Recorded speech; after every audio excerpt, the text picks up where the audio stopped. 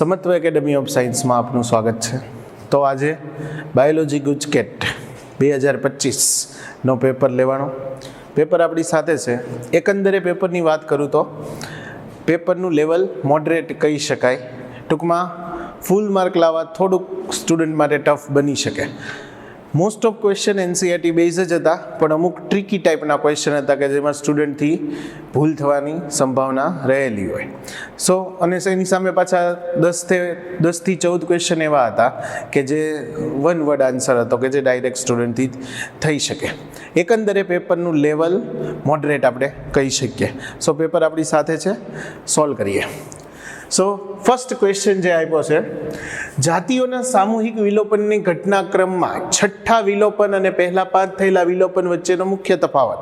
તો આપણે જાણીએ જ છીએ મિત્રો કે હાલમાં આપણે છઠ્ઠા વિલોપનમાં જીવી રહ્યા છીએ, પણ ચિંતાનો વિષય એ જ છે કે છઠ્ઠા વિલોપનનો દર છે એ 100 થી 1000 ગણો વધારે છે. આન્સર તમારી સામે જ છે કે ખૂબ જ ઝડપી દર છે. એમાં આન્સર આવશે બી. એની પછીનો ક્વેશ્ચન જોઈએ. સૌપ્રથમ એલેક્ઝાન્ડર વોન હમ્બોલ્ટ કે જેણે જાતિ વિસ્તાર સંબંધનું સૂચન કર્યું. આન્સર આવશે બી. ત્રીજો ક્વેશ્ચન છે, એક પરાગાશયમાં 4 લઘુ બીજાણુધાનીઓ આવેલી છે.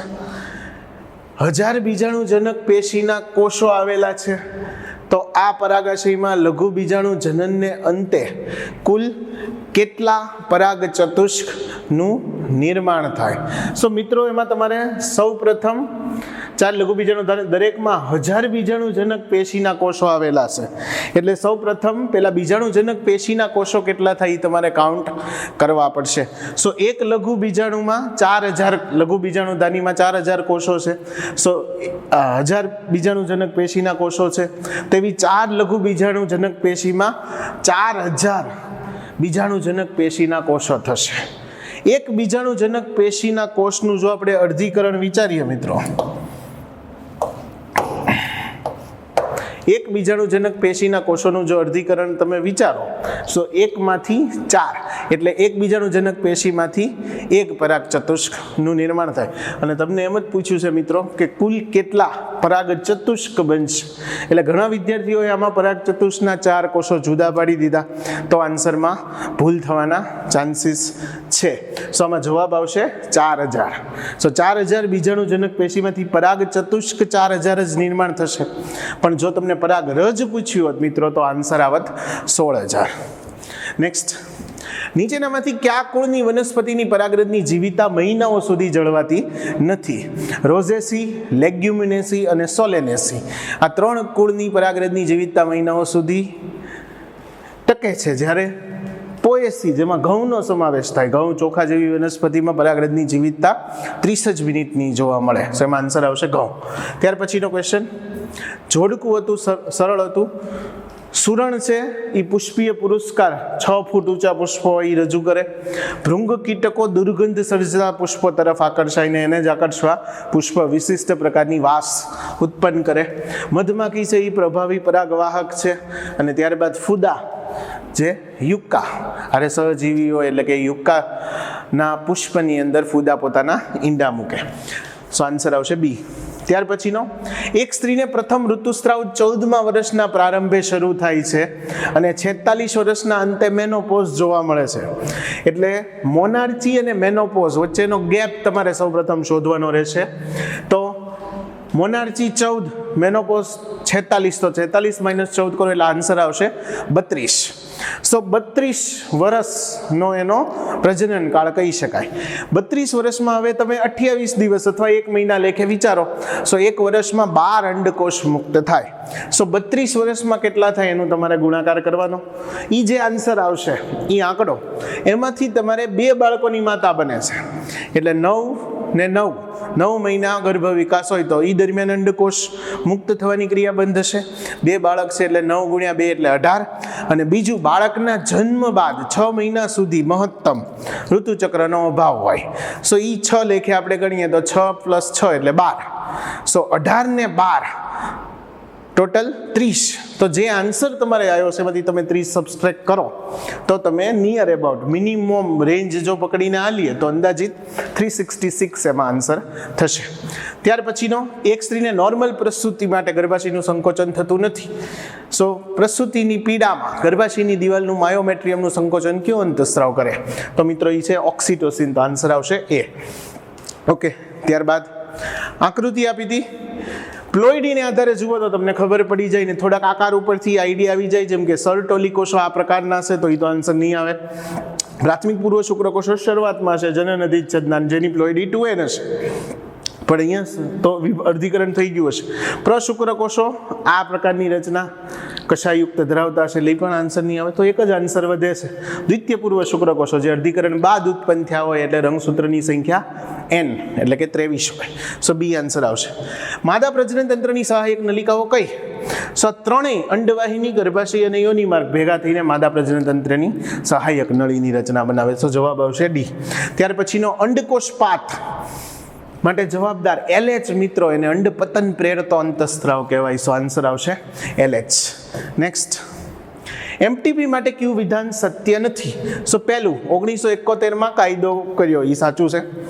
MTP કાયદાકીય બનાવવા તે ઘણા દેશો માટે ચર્ચાનો વિષય છે, એ પણ સાચું છે. લાઈન જ છે NCERTની.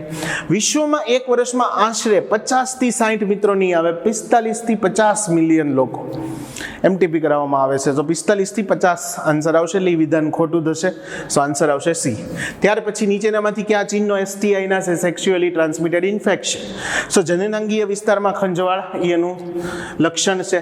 રક્તસ્રાવ મિત્રો ન આવે, પ્રવાહીનો સ્ત્રાવ આવે, એટલે સેકન્ડ ઓપ્શન આવશે નહીં. તો પહેલો એક ફાઇનલ. સામાન્ય દુખાવો એનું લક્ષણ છે. તો 1 અને 3 ઉબકાવાય એનું લક્ષણ નથી. સો 1 અને 3 સી આન્સર. સો આન્સર આવશે સી. નેક્સ્ટ, આલ્ફા થેલેસેમિયા માટે કયું સાચું છે? સો આલ્ફા એટલે રંગસૂત્ર 16 ઉપર જનીનો આવેલા હોય. 2 જનીનો છે, HbA1, HbA2. આ બંને જનીનો એકબીજા હારે ક્લોઝ રિલેટેડ હોય, અટેચ હોય, એટલે એ રંગસૂત્ર ઉપર એકબીજાની નજીક આવેલા હશે. સો 16મા રંગસૂત્રવાળા 2 ઓપ્શન છે, એમાંથી આ ઓપ્શન આવશે કે જેમાં તમને દેખાડ્યું છે લિંકેજ વધારે છે. સો HbA1, HbA2 સામે એના એલિન્સોલો. ઓકે, સો એમાં આન્સર આવશે બી. નેક્સ્ટ, PKU ફિનાઇલ કીટોન્યુરિયાની ખામી આપી છે. ફિનાઇલ કીટોન્યુરિયામાં ફિનાઇલ કીટોન્યુરિયા એટલે ફિનાઇલ એલેનાઇન જે એમિનો એસિડ છે એનું ટાયરોસિનમાં રૂપાંતર થાય, એના માટે જવાબદાર ઉત્સેચક છે ફિનાઇલ એલેનાઇન હાઇડ્રોક્સિલેસ. જો ઉત્સેચક ગેરહાજર હોય તો ફિનાઇલ એલેનાઇનનું રૂપાંતરણ પાયરુઇક એસિડ અને તેના વ્યુત્પન્નોમાં થાય. તો મિત્રો જોડકામાંથી તમારે X અને Y ફાઇન્ડ કરવાના હતા. સો આન્સર આવશે એ. નેક્સ્ટ, નીચે આપેલ 5 સજીવોમાંથી નર અને માદામાં રંગસૂત્રની સંખ્યા સરખી. સો સરખી કોનામાં ન હોય મિત્રો, એ તમારે યાદ કરવું પડે. લિંગ નિશ્ચયન યાદ કરો તો તીતી ઘોડો, જેમાં નર XO એક X રંગસૂત્ર ઓછું ધરાવે. સો તીતી ઘોડોમાં સંખ્યા સમાન ન હોય. મધમાખીમાં એકકીય દ્વિકીય ક્રિયાવિધિ જોવા મળે, એટલે કે નર એકકીય હોય ને માદા દ્વિકીય હોય. સો મધમાખી ને તીતી ઘોડો આ 2 સિવાય 3 વધ્યા, પોપટ, બાળમરઘી, ડ્રોસોફિલા, ત્રણેયમાં રંગસૂત્રની સંખ્યા સમાન હોય. તો આન્સર આવશે 3. નેક્સ્ટ, કયા વૈજ્ઞાનિકે રંગસૂત્રના વિશ્લેષણના મેન્ડલના સિદ્ધાંતો સાથે જોડ્યા, જેને આનુવંશિકતાનો રંગસૂત્રીયવાદ કહેવાય? ડાયરેક્ટ લાઈન છે, મોર્ગન સ્ટાર્ટ થાય એની ઉપરની. સટન, એમાં આન્સર આવશે સી. ત્યારબાદ રંગસૂત્રીય વિપથનો સામાન્ય રીતે કેન્સર કોષોમાં જોવા મળે કે જેનું ઓન્કોજેનિક ટ્રાન્સફોર્મેશન થયેલું હોય. તો એમાં આન્સર આવશે કેન્સર કોષો. એ પણ ડાયરેક્ટ લાઈન છે. રેખાંકિત નિરૂપણ ભાષાંતરણ માટે સાચું કયું? સો તમને ખબર છે મિત્રો કે mRNA 5' to 3' ડાયરેક્શનમાં હોય, એના બંને છેડા ઉપર ભાષાંતરણ રહિત વિસ્તાર એટલે કે UTRS તમને જોવા મળે. સો UTRS બંને ઉપર દર્શાવ્યો એક જ એકમ હતો. સો એના ઉપરથી તમને આઈડિયા આવી જાય. બાકી પ્રારંભિક અને સમાપન, સો એ તો ડાયરેક્ટ તમારી ખાલી સમજૂતી માટે હતા. બાકી UTRS ઉપરથી તમે આઈડિયા લગાવી શકો. આન્સર આવશે સી. નેક્સ્ટ, tRNA ની આકૃતિ આપી છે, XYZ માટે સાચો વિકલ્પ પસંદ કરવાનો છે. સો X છે મિત્રો એ 5' છેડો દર્શાવે છે, Z છે એ 3' દેખાડે છે, અને Y છે એ ટાયરોસિન એમિનો એસિડ દર્શાવે, કારણ કે UAC એ ટાયરોસિન એમિનો એસિડનો સંકેતન કરે. કોષ્ટક તમને યાદ હોવું જોવે. ત્યારબાદ વૈજ્ઞાનિકોને મનુષ્યમાં લગભગ 1.4 મિલિયન સ્નિપ્સ સિંગલ ન્યુક્લિયોટાઇડ પોલિમોર્ફિઝમ જગ્યાઓ મળી કે જેમાં એક ન્યુક્લિયોટાઇડનો તફાવત જોવા મળે છે. એમાં આન્સર આવશે બી. ત્યારબાદ આકૃતિ 2 સવાલ હતો, કેન્દ્રાભિસારી ઉદ્વિકાસ, બરોબર ને, એટલે કોન્વર્જન્ટ ઇવોલ્યુશન માટે સાચું તમારે ગોતવાનું હતું. દરેકમાં એક ઉદાહરણ જરાયું સસ્તનનું આપ્યું છે અને એક આપ્યું માર્સુપિલસનું. એમાં વરુ તો ટાસ્માનિયા વરુ એ કરેક્ટ છે, કીડી ખાવ નમબેટ એ પણ કરેક્ટ છે, લેમુર ટપકાવાળું કસકસ એ પણ કરેક્ટ છે, બોબ કેટ ત્યાં ટાસ્માનિયા ટાઈગર કેટ આવે, લાયન કેટ લખેલું છે. સો ડી વિકલ્પ રોંગ થશે. સો આન્સર આવશે ડી. ઓકે, ત્યારબાદ મલય આર્કિપેલોગો ક્ષેત્રમાં કોણે કાર્ય કર્યું હતું? તો આલ્ફ્રેડ વાલેસ છે. ડાયરેક્ટ આવડે એવો સવાલ હતો. ઓકે, નીચેનામાંથી કયા ઉદાહરણની જોડીઓ સમાન પૂર્વજોનું નિર્દેશન કરે? સો પ્રોટીન અને જનીનોની કાર્યશૈલીઓ સમાન છે, જે સમાન પૂર્વજોનું નિર્દેશન કરે. પૃષ્ઠવંશીના હૃદય ને મગજ એ પણ સમમૂલક અંગ છે, રત્ના સદ્રશ, તો સમાન પૂર્વજોનું નિર્દેશન કરે. પેંગ્વિન ડોલ્ફિન ફ્લિપર્સ એ કાર્ય સદ્રશનું ઉદાહરણ છે, એટલે એ નીકળી જાય. શક્કરિયા બટાકા એ પણ કાર્ય સદ્રશ. સેમ આન્સર 1 અને 2 એટલે સી આવશે. ત્યારબાદ એક્સ ને ઓળખો, યોગ્ય વિકલ્પ પસંદ કરો. એક્સ એ મિત્રો લસિકા ગાંઠ દર્શાવે, જે તમે આકૃતિ ઉપરથી ડાયરેક્ટ જવાબ મેળવી શકશો. નેક્સ્ટ, એલર્જી થવા માટે કયું રસાયણ જવાબદાર છે? મિત્રો 3 એને ઓપ્શન આપ્યા હતા. એ એલર્જી માટેની દવાઓ આપી હતી કે જેમાં એડ્રીનાલિન, એન્ટીહિસ્ટેમાઇન, સ્ટીરોઇડ વપરાય, પણ એલર્જી પ્રેરતું રસાયણ છે એ હિસ્ટેમાઇન છે, એટલે આન્સર આવશે સી. નેક્સ્ટ, બીટા કોષો આપણા રુધિરમાં પ્રોટીનનું સૈન્ય સર્જે, જે રોગ પ્રતિકારક સામે લડી શકે, જે પ્રોટીનને આપણે એન્ટીબોડી અથવા પ્રતિદ્રવ્ય કહેવાય. આન્સર આવશે એ. ત્યારબાદ નીચે આપેલ કયા સૂક્ષ્મજીવમાંથી મેળવેલ જૈવ સક્રિય અણુનો ઉપયોગ હૃદય વાહિનીઓના જામની સારવાર માટે થાય? સ્ટ્રેપ્ટોકોકસ ક્લોટ બસ્ટર તમને યાદ હશે, સ્ટ્રેપ્ટોકાઇનેઝ ઉત્સેચક એમાંથી મેળવવામાં આવે. આન્સર આવશે ડી. ઓકે, નીચેના પૈકી કયા વિષાણુઓ જાતિ વિશેષ લઘુવર્ણપટકીય કીટકીય પ્રયોજન માટે શ્રેષ્ઠ સભ્યો? બકુલો વાયરસ કે જે નેરો સ્પેક્ટ્રમ એનું એક્શન છે, કે કોઈ ચોક્કસ જાતિને જ ઇફેક્ટ કરે, બીજા કોઈ સજીવને અસર કરતું નથી, તેમાં આન્સર આવશે સી. ત્યાર પછીનો, વાતાવરણમાંથી નાઇટ્રોજન સ્થાપન કરતા મુક્ત જીવી બેક્ટેરિયા. મિત્રો આ કાઉન્સમાં જ આપેલું છે જૈવ નિયંત્રકોમાં. આન્સર આવશે એઝોસ્પિરિલિયમ એઝેટોબેક્ટર એ. ત્યારબાદ કઈ પદ્ધતિ વિદેશી ડીએનએને પ્રાણી કોષમાં? હવે પ્રાણી કોષમાં કોષ દિવાલ હતું નથી, તો તમે ડાયરેક્ટ ડીએનએને અંદર દાખલ કરી શકો. આન્સર આવશે સૂક્ષ્મ અંતઃક્ષેપણ. ઓકે, નેક્સ્ટ, જો પીસીઆર પ્રક્રિયા 30 વખત 30 ચક્રો જો હલાવો તો 1 બિલિયન 1 અબજ જેટલી નકલો બને. આન્સર આવશે બી. નેક્સ્ટ, કયા સજીવોના ડીએનએનો એક ખંડ, જેને ટીડીએનએ કહેવાય, જે વનસ્પતિના સામાન્ય કોષોમાં રૂપાંતરિત કરી ગાંઠમાં ફેરવે? ટ્યુમર ઇન્ડ્યુસિંગ પ્લાસ્મિડ, જે એગ્રોબેક્ટેરિયમ ટ્યુમર ફેશિયન્સ સી માંથી મેળવવામાં આવે. નેક્સ્ટ, નીચેના વિધાનના સંદર્ભે અસંગત વિકલ્પ પસંદ કરો. માનવ રોગ માટે એક મોડેલ તરીકે પાર્જનિક પ્રાણીઓનો પ્રયોગ કરી શકાય. અલ્ઝાઇમર્સ, કેન્સર, સિસ્ટિક ફાઇબ્રોસિસ માટે આપણે કરી ચૂક્યા છીએ આ રોગની સારવાર પાર્જનિક મોડેલથી, પણ એઇડ્સની સારવાર હજી સુધી શક્ય નથી થઈ, એટલે આન્સર આવશે એઇડ્સ. નેક્સ્ટ, કેટલાક બેક્ટેરિયા બીટી વિષના સ્ફટિકો પેદા કરે, પરંતુ તે બેક્ટેરિયાને મારતા નથી, કારણ કે સામાન્ય અવસ્થામાં આ બીટી સ્ફટિકો નિષ્ક્રિય હોય, જેને ચોક્કસ પીએચ કીટકમાં ઈ સક્રિય થાય, એટલે એ નિષ્ક્રિય અવસ્થામાં હોય, જેથી બેક્ટેરિયાને નુકસાન કરતા નથી. નેક્સ્ટ, પોમેટો એટલે કે બટેટા અને ટમેટાના જીવરસનું સંયોજન કરવાની જે પદ્ધતિ છે એને આપણે દૈહિક સંકરણ, સોમેટિક હાઇબ્રિડાઇઝેશન કઈ? આન્સર આવશે એ.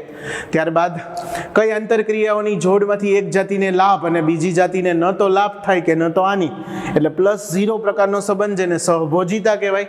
આંબાની ડાળી પર પરરોહી તરીકે ઓર્કિડ. નેક્સ્ટ, જો કોઈ તળાવમાં પાછલા વર્ષમાં કમળના 40 છોડ હતા અને પ્રજનન દ્વારા 8 નવા ઉત્પન્ન થયા, 8/40 તમે કરો ટોટલ, એટલે 0.2 1/5 આન્સર આવશે. સો જન્મદરનો જવાબ આવશે 0.2.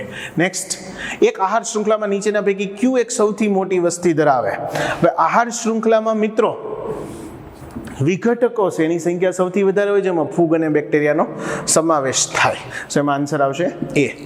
નેક્સ્ટ, નીચેના પૈકી કયો વિકલ્પ નિવસનતંત્ર ઘટકો માટે અસંગત છે? વિઘટ, ઉત્પાદકતા, પોષક ચક્રણ, ઉર્જા પ્રવાહ અને વિઘટન આ 4 નિવસનતંત્રના મુખ્ય ઘટકો છે. જીવાવરણનો એનો સમાવેશ થતો નથી. આન્સર આવશે એ. નેક્સ્ટ, નીચેના પૈકી કઈ પરિસ્થિતિ ભક્ષ્યની લુપ્તતા માટે જવાબદાર છે?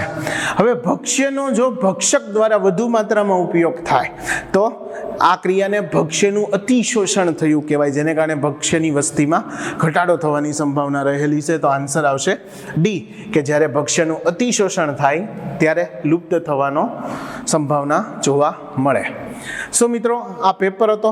અમુક ક્વેશ્ચન બહુ સ્ટ્રેટ ફોરવર્ડ હતા, એની સામે 2 થી 4 ક્વેશ્ચન એવા ટ્રિકી કહી શકાય કે જેમાં વિદ્યાર્થીઓ ભૂલ કરી જાય. બાકી overall paper is good. Okay, thank you.